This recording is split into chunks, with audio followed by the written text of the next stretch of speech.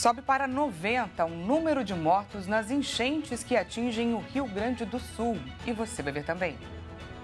E em meio ao cenário de guerra, o estado entra em alerta para mais temporais. Autoridades correm contra o tempo para garantir a segurança da população. TSE elege hoje quem vai comandar a eleição de 2024 no lugar de Alexandre de Moraes, que deixa a corte em junho. Israel assume controle da passagem de Rafah e avança sobre cidade lotada de deslocados. E em meio a tensões, Vladimir Putin toma posse pela 5ª vez como presidente da Rússia. Essas e outras notícias você confere a partir de agora. Olá, boa tarde para você, seja muito bem-vindo. Estamos ao vivo agora 1h04 pelo horário de Brasília. Vamos juntos então conferir o que é notícia no Brasil e no mundo nesta terça-feira. Vem comigo. O governo federal anunciou novas emendas e o repasse deve passar de R$1 bilhão. A tragédia no estado gaúcho deixou ao menos 90 mortos e 362 feridos, além de 131 desaparecidos. Mais de 1.400.000 pessoas foram atingidas nos 397 municípios afetados pelas fortes chuvas. Vamos ver. O ministro das Relações Institucionais, Alexandre Padilha, anunciou R$1 bilhão em emendas parlamentares para socorrer o Rio Grande do Sul dos prejuízos com as fortes chuvas. O Palácio do Planalto já havia identificado na última semana que seria possível realizar o repasse de R$580 milhões às prefeituras gaúchas. Segundo Padilha, além desse valor, o Executivo enviou uma proposta de emenda à Lei de Diretrizes Orçamentárias que vai permitir a antecipação de R$480 milhões em emendas individuais. Esse valor ainda depende da alteração na LDO, que deve ser votada pelo Congresso. Somados, os repasses serão imediatos e vão direto ao município. A Câmara dos Deputados já aprovou o projeto de decreto legislativo enviado pelo governo federal, que reconhece o estado de calamidade pública no Rio Grande do Sul até 31 de dezembro de 2024. A medida ainda deve ser aprovada pelo Senado. Com isso, pode ser acelerado o repasse de recursos federais para o estado afetado por enchentes. O dinheiro usado nessa finalidade também não estará sujeito à limitação de empenho. A medida também permite ao Rio Grande do Sul e a seus municípios ampliar operações de crédito e o recebimento de transferências voluntárias. A Confederação Nacional de Municípios informou que somente na agricultura, os temporais do Rio Grande do Sul causaram mais de R$420 milhões em prejuízos. O valor ainda é parcial, já que apenas 25 municípios dos 336 listados registraram os prejuízos sofridos até o momento. Levando em conta o total da economia afetada no estado, os valores já somam mais de R$960 milhões. O valor total dos danos e prejuízos vai aumentar à medida que as águas forem baixando e os gestores locais conseguirem contabilizar esses dados. O presidente Lula afirmou que o Brasil precisa do Rio Grande do Sul recuperado. Ele falou ao programa Bom Dia Presidente, na sede da EBC em Brasília, que os primeiros recursos emergenciais começam a ser liberados hoje pelos ministérios. O presidente Lula disse que o governo federal está empenhado em ajudar o Rio Grande do Sul e atender às necessidades do estado fortemente atingido por temporais e enchentes desde o fim de abril. Ele destacou que a meta do governo federal é não permitir entraves para a liberação de recursos ao estado gaúcho. Lula lembrou que as autoridades ainda têm dificuldade para calcular os prejuízos, mas garantiu que o governo vai fazer de tudo pela recuperação do Rio Grande do Sul. Eu sei que é muito triste, eu sei que vocês estão sofrendo, eu sei o que é perder tudo como vocês perderam, eu só quero que vocês tenham certeza. O governo federal vai fazer tudo para recuperar o estado do Rio Grande do Sul, porque não é só o povo do Rio Grande do Sul que precisa do estado recuperado. O Brasil precisa do Rio Grande do Sul recuperado. Por isso, Matheus, tenha certeza que não faltará empenho da nossa parte. Lula afirmou ainda que a proposta é iniciar para a liberação de recursos por meio dos ministérios e chamou os prefeitos para apontar as necessidades emergenciais junto ao governo federal. A partir de hoje, está aberta a possibilidade de se cadastrar para pedidos, sabe? Escolas, creches, unidades de saúde, hospitais, recuperação e equipamentos, ou seja, tudo que for necessário para recuperar, para investimento em educação, creche, hospital, está pronto, aberto, o governo está preparado, os ministérios estão preparados para começar a atender a partir de hoje. E olha só, a Marinha envia nessa tarde equipamentos para um hospital de campanha com 40 leitos em um voo da FAB do Rio de Janeiro para o Rio Grande do Sul. A unidade vai atender as vítimas das chuvas na cidade de Canoas.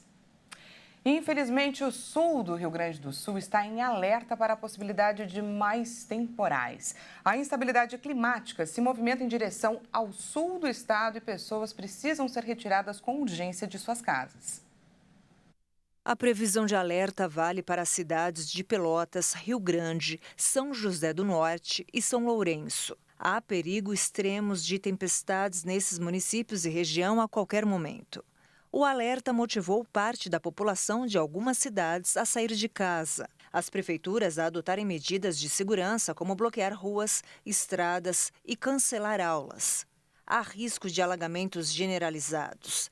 As chuvas podem chegar a 100 milímetros, granizo e ventos até 100 km por hora. Na campanha e oeste, o alerta é para que a chuva aconteça a qualquer hora, podendo ser de forte intensidade. A meteorologia explicou que a frente fria responsável pelos temporais da semana passada já se afastou para o oceano. Mas tempestades devem se formar por conta de uma área de umidade que vem da Amazônia e de um sistema de baixa pressão sobre o Paraguai. Uma segunda frente fria se forma na Argentina e deve se deslocar para o alto mar, causando chuva em todo o território do Rio Grande do Sul nesta quarta-feira. Na quinta e sexta-feira estão previstas aberturas de sol em algumas regiões, mas ainda deve ter alguma ocorrência de chuva e frio. E além dos problemas e prejuízos causados pelas chuvas, a preocupação que cresce entre as autoridades é com relação às águas contaminadas. Isso porque as pessoas expostas a essas águas correm o risco de contrair enfermidades como a leptospirose e gastroenterite.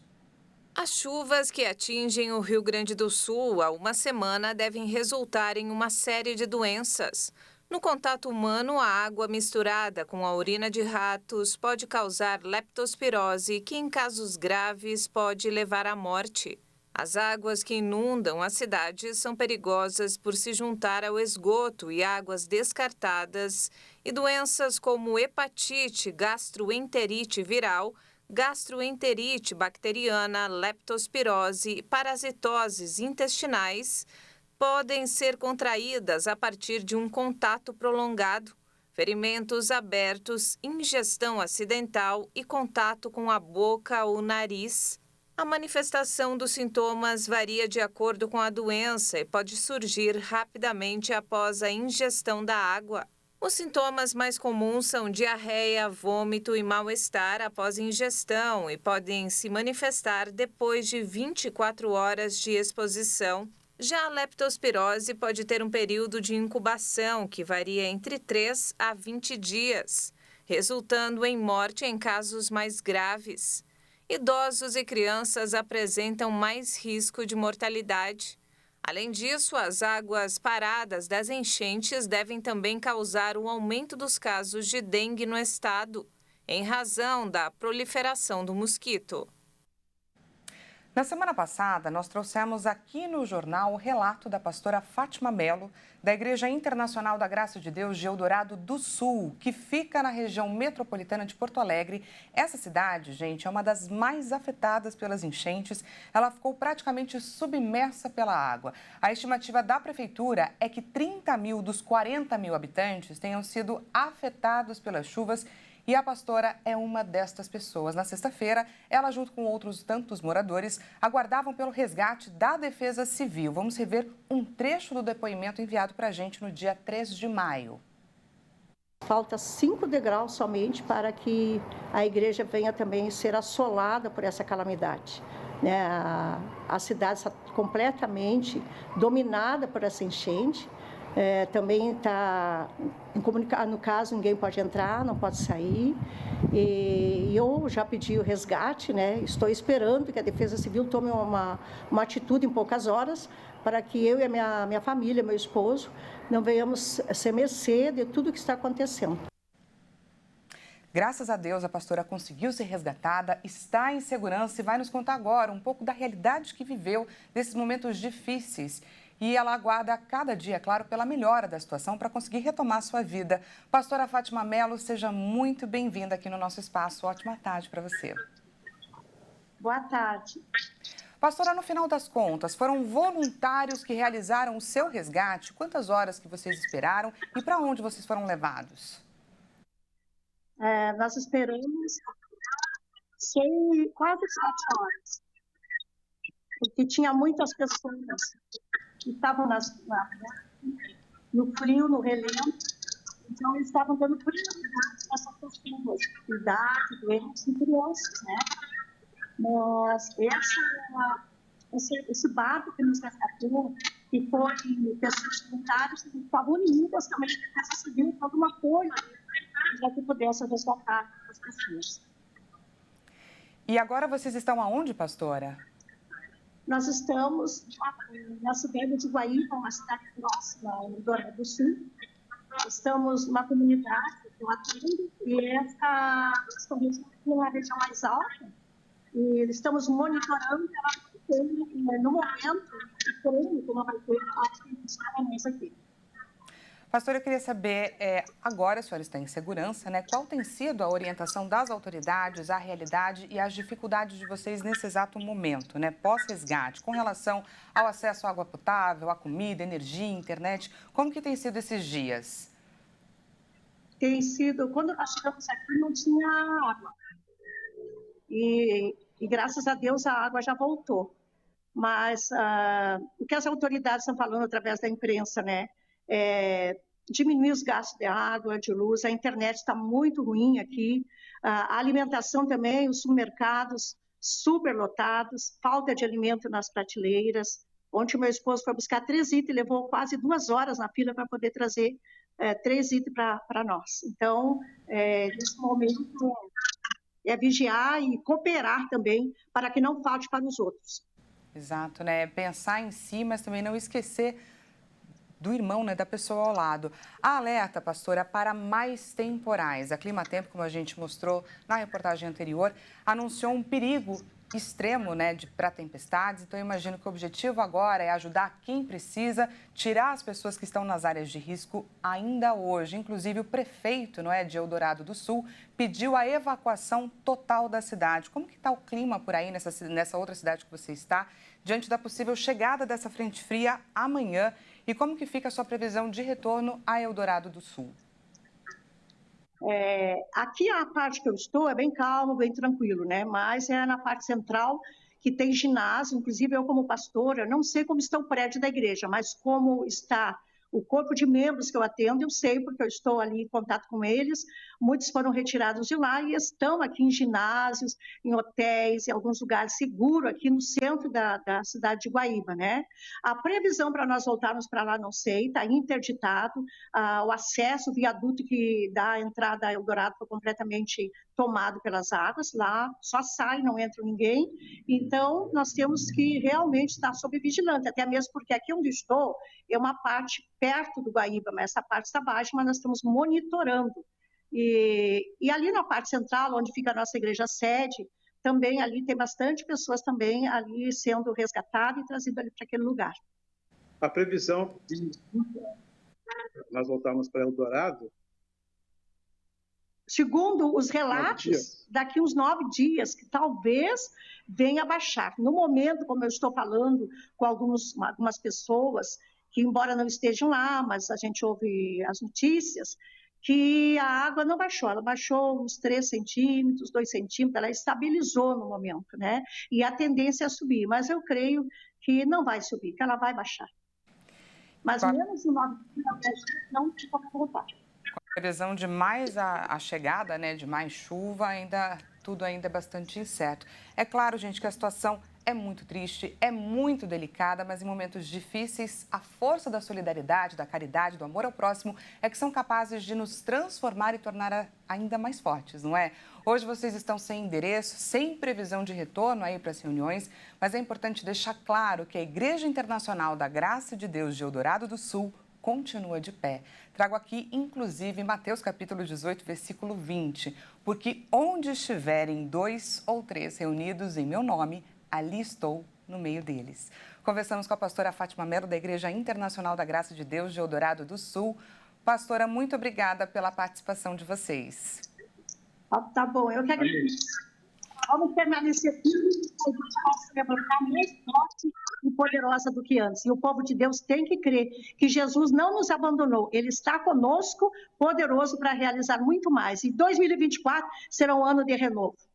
Com certeza, pastora. Tudo de bom para vocês e estaremos aqui observando e logo, logo entraremos em contato, faremos aqui uma nova entrevista com esse novo relato. Tá certo? Obrigada. Até mais. Até mais. E, gente, nesse momento delicado, com as enchentes que provocaram um verdadeiro cenário de destruição no Rio Grande do Sul, do outro lado do mundo, as mudanças climáticas também fazem aí suas vítimas. Quênia e China são invadidos e devastados pelas chuvas. Desde março, fortes chuvas vêm atingindo o Quênia e o leste africano, o que é normal para esse período do ano, mas com os efeitos do fenômeno El Niño, que é caracterizado pelo aquecimento anormal da superfície do Oceano Pacífico, os níveis de água têm tomado proporções gigantescas. E com isso, a população queniana tem sofrido com inundações, deslizamentos de terra e a destruição de casas. Segundo o governo, 212 mil pessoas foram deslocadas dos seus lares, 228 pessoas morreram e 72 estão desaparecidas. Outro país que está sofrendo com as enchentes é a China. No mês passado, a cidade de Guangdong foi atingida por chuvas torrenciais parecidas com a do Quênia e do Rio Grande do Sul. Com isso, 44 rios transbordaram e 82 mil pessoas foram obrigadas a abandonar suas residências. Esses episódios são reflexo das mudanças climáticas que o planeta tem sofrido ao longo dos anos. Segundo o IPCC, que é o painel intergovernamental sobre mudanças climáticas, a tendência é que essas catástrofes continuem se as autoridades mundiais não mobilizarem políticas em prol da preservação do planeta. E veja a seguir, Israel assume controle da passagem de Rafah e avança sobre cidade lotada de deslocados. Em meio a tensões, Vladimir Putin toma posse pela 5ª vez como presidente da Rússia. A gente volta já já. Não perca!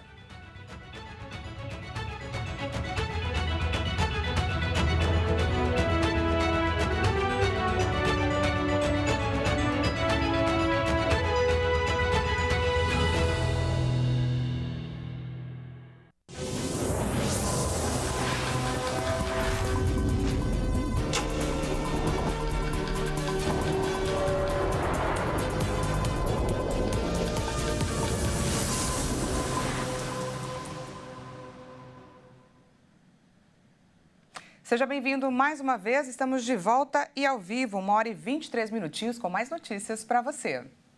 O Tribunal Superior Eleitoral vai eleger hoje quem vai comandar a eleição de 2024 no lugar de Alexandre de Moraes, que deixa a corte em junho. Pela tradição, quem assume é a ministra Carmen Lúcia. A votação do TSE é simbólica. Pela tradição, assume o comando do tribunal em junho o magistrado do Supremo Tribunal Federal com mandato há mais tempo na Corte Eleitoral.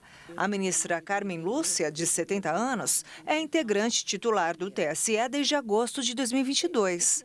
O ministro Nunes Marques deve ser o vice. Ela vai suceder o ministro Alexandre de Moraes na presidência do tribunal. O período do magistrado no TSE termina no dia 3 de junho. A saída de Moraes abre uma vaga na Corte Eleitoral. Com isso, André Mendonça sai da cadeira de ministro substituto para ocupar o cargo de titular no tribunal. Carmen Lúcia já comandou a Justiça Eleitoral entre abril de 2012 e novembro de 2013. Ela foi a primeira mulher a chegar à presidência do TSE. No Supremo Tribunal Federal, ela é ministra desde 2006, quando foi indicada pelo presidente Lula para substituir Nelson Jobim na corte. Em 2009, ela tomou posse como ministra efetiva do TSE e entre 2016 e 2018 foi presidente do STF e do Conselho Nacional de Justiça. Bom, e o presidente da Rússia, de 71 anos, tomou posse nesta terça-feira para o 5º mandato no cargo. O atual mandato vai durar até 2030 e, por conta de uma revisão constitucional que foi aprovada em 2020, ele ainda vai poder se candidatar a mais um período na presidência, até 2036. Pois é, Vladimir Putin governa quase sem interrupções desde o começo do século. E a gente muda de assunto para falar sobre a guerra em Gaza. Israel anunciou nesta terça-feira que assumiu o controle do lado palestino da travessia de Rafah, região situada na fronteira com o Egito, no sul de Gaza. Esta ação segue um apelo feito na segunda-feira pelas forças de defesa de Israel para que os moradores da região leste do município evacuassem suas casas. O porta-voz do Exército, Daniel Hagari, afirmou que a evacuação dos refugiados faz parte dos preparativos para uma operação terrestre na área. Além disso, o exército israelense também fechou a travessia de Kerem Shalom, no sul de Gaza, interrompendo a passagem de ajuda humanitária.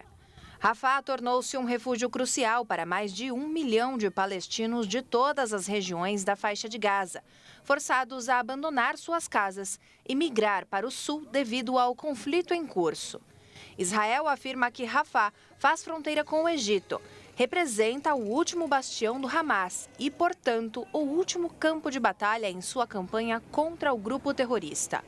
Desde o início das hostilidades entre Israel e o Hamas, em 7 de outubro de 2023, Rafah tem servido como uma porta de entrada para ajuda humanitária em Gaza e um ponto de saída para estrangeiros e reféns libertados pelo Hamas durante um cessar-fogo em novembro de 2023. Nesta segunda-feira, o grupo radical Hamas chegou a anunciar que havia aceitado uma proposta de cessar-fogo intermediada pelo Egito e pelo Catar. Anúncio esse que causou comemoração de palestinos em Rafah. Mas, de acordo com a agência Reuters, uma autoridade de Israel afirmou que os termos do acordo foram suavizados pelo Egito e que não pode aceitá-lo. Ele disse que, aparentemente, o Hamas teria aceitado o cessar-fogo para que os israelenses sejam vistos como a parte que se recusa a chegar a um compromisso.